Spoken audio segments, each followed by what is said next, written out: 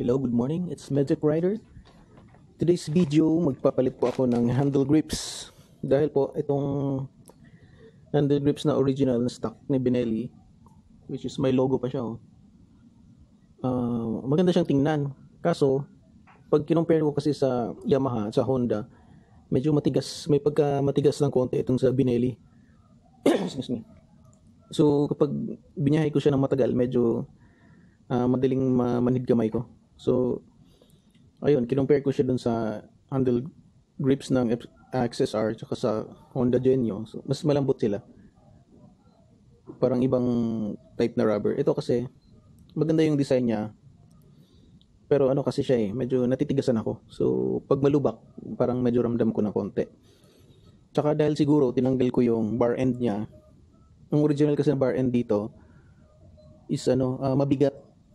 Yung bar end talaga na hindi ko siya na kung ilan ang timbang niya pero mabigat siya. Mas mabigat pa dito sa bar end side mirror. So yun naman, yun talaga purpose nun para mabawasan yung vibration niya. Although pag ganito kasi under break-in period pa lang siya, medyo may vibration talaga yung mga motor. Parang sa XSR ko dati nung bagong labas, nung hindi pa ako naka 3,000, 4,000 kilometers, medyo may vibrate siya. Pero nung after 3,000 pataas, lalo nung nag 5,000 pataas na yung audio niya, sobrang smooth na niya. Parang hindi ko naramdam yung vibration Ito naman kay Imperiale, ayun nga, bago lang kasi. So, wala pang 100 kilometers to, kaya medyo ganun pag hindi pa na break in yung motor natin. Parang ma-vibrate talaga siya. So, yun nga, dahil ma-vibrate siya, medyo madaling mangawit yung kamay ko. Tsaka, natitigasan ako dito sa original or sa stock na So, ayun, umorder ako sa Shopee ng pang Yamaha. So, ito, nasa 200 pesos yata ito. Mukha namang genuine kasi same texture lang sila dun sa sa XSR. So ito siya. Ayan, sinukat ko naman. Same size. So ayun, since itong grips lang mismo papalitan ko, hindi ko na magagamit itong pang throttle.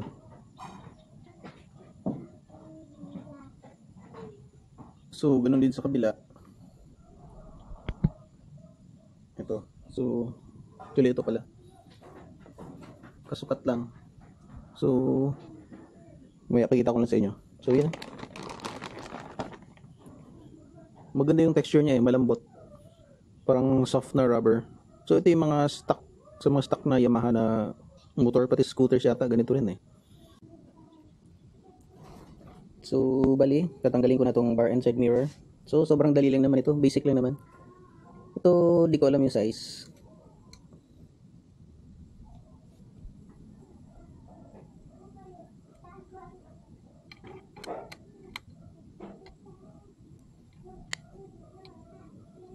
So, luwagan ko lang muna. Baka mahulog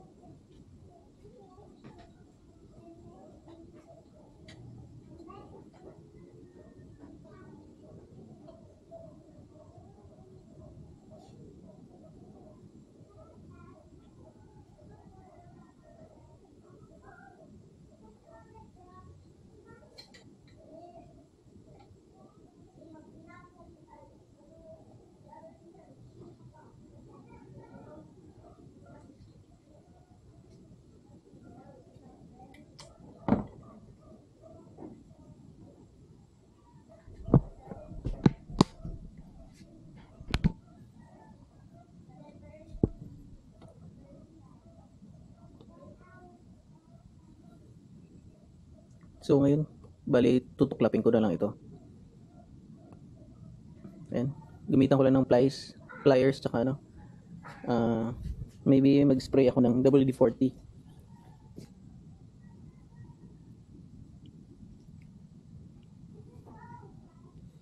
Tsaka, flat screwdriver pala. Ayoko sang sirain kasi pwede ko pa siya magamit eh. Bali, gagamitin ko pa siya ng WD-40 tsaka flat screwdriver para mabilis. So, ano lang. Oy, Barney. So, bali binaklas ko muna ito. Yung naka-hook kasi ito sa ano eh, itong rubber na to eh. So, tinanggal ko muna. And then, sprayan ko na lang ng WD-40 para mas mabilis matanggal.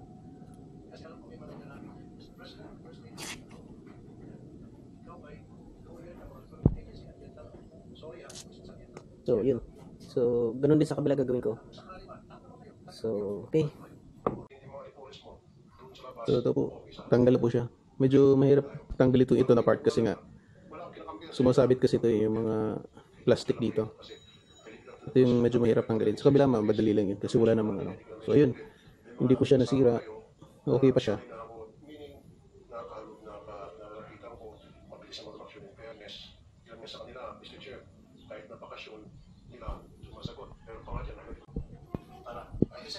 Bali, ito na yung bago po. Isa pang Yamaha.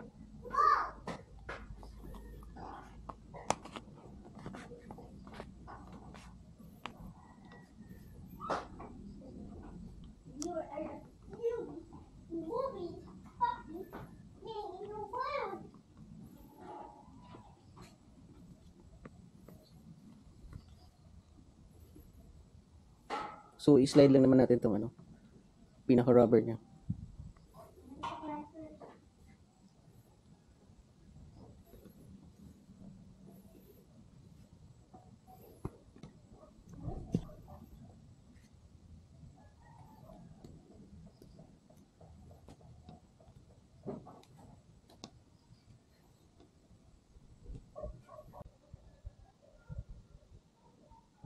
Ayun po, nakikabit ko na siya.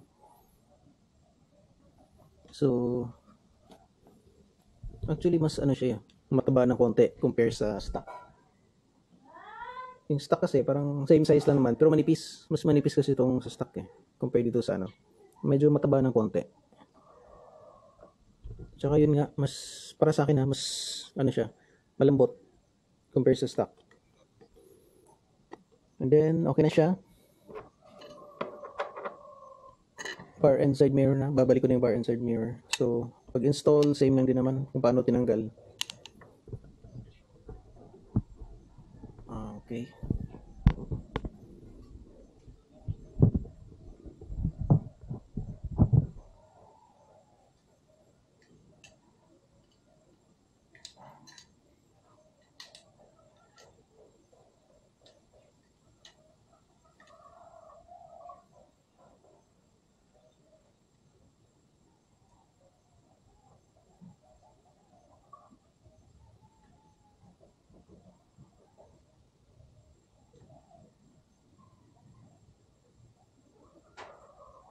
Bali yung size pala niya is 5mm yung Allen key.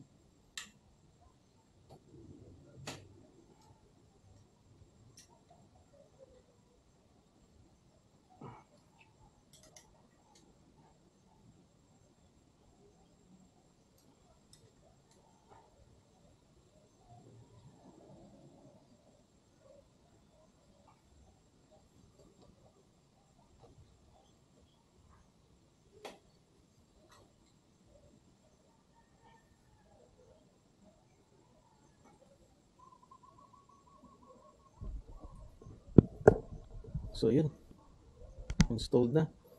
Naibalik ko na rin. So yun, mas okay siya.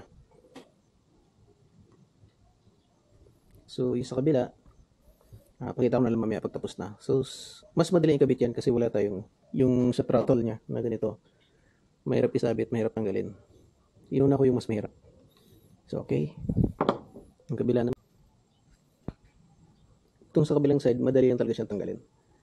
So ikot-ikot mo lang. Ayan. So buo pa yung stock. So tatago ko na lang muna siya kasi baka magamit ko pa in the future. So ito yung kapalit niya. So ito lang yung bar end niya. Madali magpalit ng kahit ibalik yung bar end na stock. Pero pag binalik ko yung bar end na stock, kailangan ko rin maglagay ng original side mirror. So since mas okay sa akin itong bar end side mirror, hindi ko na ibabalik sa stock. So madali lang ikabit to.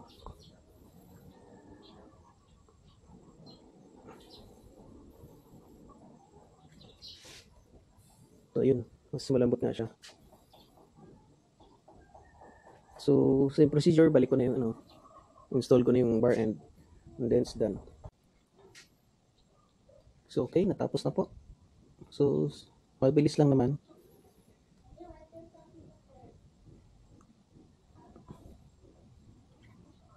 So ito siya, mas okay siya.